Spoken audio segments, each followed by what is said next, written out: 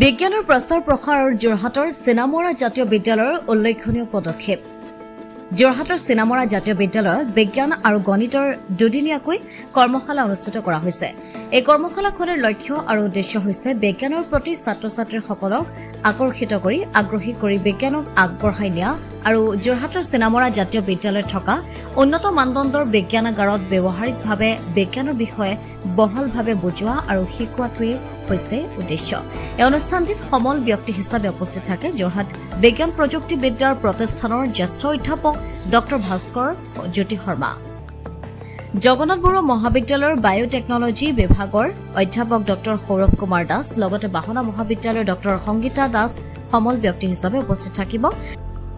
ইয়াৰ উপৰি চিনামৰা জাতীয় বিদ্যালয়ৰ ছিনিয়ৰ ছেকেণ্ডেৰী স্কুলৰ বিজ্ঞান শাখাৰ শিক্ষক-শিক্ষয়িত্ৰীসকল উপস্থিত থাকিব বুলি আমাক জনাইছে চিনামৰা জাতীয় বিদ্যালয়ৰ পৰিচালক দিব্যজ্যোতি শৰ্মাই। যোৰহাটৰ পৰা অনুপমাৰ ৰিপৰ্ট, পোহৰ লাইভ 8।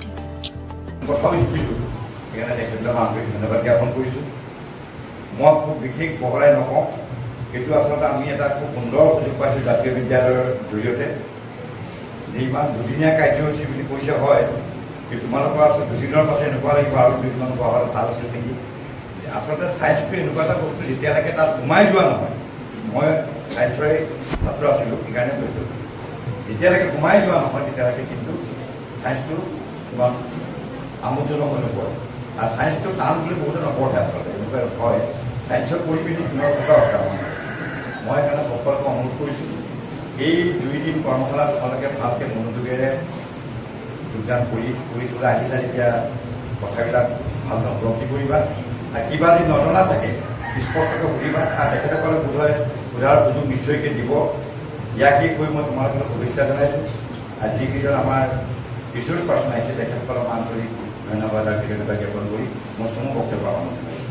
প্ৰথম মোৰ প্ৰকল্প হিচাপে মই তেখেতক এটা মোৰ ফালৰ পৰা এটা অনুৰোধ জনাইছিলোঁ যে আমি কিয় ছাত্ৰ ছাত্ৰীসকলৰ কাৰণে এখন ছায়েন্স ৱৰ্কশ্বপ নকৰোঁ, য'ত আমি ছাত্ৰ ছাত্ৰীসকলক বিজ্ঞান কি হাতে কামে শিকাওঁ আৰু মেথমেটিক্স বা আমাৰ যিটো অংকশাস্ত্ৰ আৰু বিজ্ঞানৰ মাজত যিখিনি ৰিলেশ্যনশ্বিপ আছে সেইখিনি কিয় নুবুজাওঁ।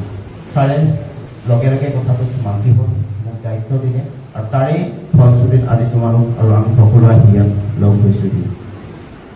মই নিজে ছায়েন্সৰ ছাত্ৰ হিচাপে মই যেতিয়া 9ম-10ম শ্ৰেণীত আছিলোঁ, মই যোৰহাট বাল্যভৱনৰ ছাত্ৰ আছিলোঁ। তাৰ আগত জাতীয় বিদ্যালয়ত আজিৰ পৰা 2দিনীয়া কাৰ্যসূচীৰে বিজ্ঞান আৰু গণিতৰ কৰ্মশালা আৰম্ভ হৈছে।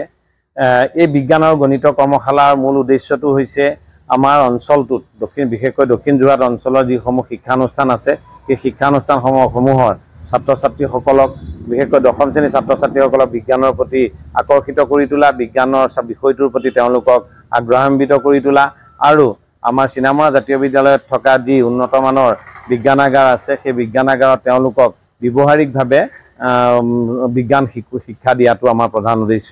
এই বিজ্ঞান কৰ্মশালাত উপস্থিত প্ৰধানতঃ সমল ব্যক্তি হিচাপে উপস্থিত আছে যোৰহাট বিজ্ঞান আৰু প্ৰযুক্তিবিদ্যা প্ৰতিষ্ঠানৰ মুৰব্বী বিশিষ্ট অধ্যাপক জ্যেষ্ঠ অধ্যাপক ডক্টৰ ভাস্কৰ জ্যোতি শৰ্মা ছাৰ আছে, জগন্নাথ বৰুৱা মহাবিদ্যালয়ৰ বায়োটেকনলজি বিভাগৰ অধ্যাপক ডক্টৰ সৌৰভ কুমাৰ দাস ছাৰ আৰু বাহনা মহাবিদ্যালয়ৰ ডক্টৰ সংগীতা দাস বাইদেউ আমাৰ সমল ব্যক্তি হিচাপে উপস্থিত থাকিব। তাৰোপৰি চিনামৰা জাতীয় বিদ্যালয়ৰ যি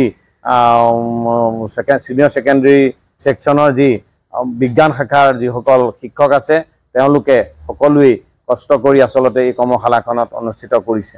আৰু কৰ্মশালাখনৰ মূল উদ্দেশ্য এটাই যে আমি বিজ্ঞানক জনপ্ৰিয় কৰা আৰু অনাগত দিনত বিজ্ঞানক আমি আগবঢ়াই নিয়াৰ কাৰণে আমি এই কৰ্মশালা অনুষ্ঠিত কৰিছোঁ। যোৰহাট তথা অসমবাসীৰ বাবে সুখবৰ। উজনি অসমৰ লগতে যোৰহাটৰ শিশু যুৱক যুৱতী মহিলাসকলৰ বাবে এয়া সুখবৰ। যোৰহাটত মুকলি হ'ল লেকমি চেলুন। যোৰহাটৰ গড় আলিৰ এপল' টাৱাৰৰ প্ৰথম মহলাত মুকলি ভাৰতবৰ্ষৰ অন্যতম জনপ্ৰিয় salon Lakme salon. Lakme salon মানে ভাৰতবাসীৰ নিৰ্ভৰযোগ্য প্ৰতিষ্ঠান। লেকমি চেলুনখনত আপুনি পাব বিভিন্ন ধৰণৰ সুবিধা, য'ত অত্যাধুনিক যন্ত্ৰৰে আপোনাক সজোৱা হ'ব। ইয়াত বিভিন্ন bridal package, makeup artist, skin care, hair dresser সুবিধা উপলব্ধ হ'ব, য'ত থাকিব ৰেহাই মূল্য।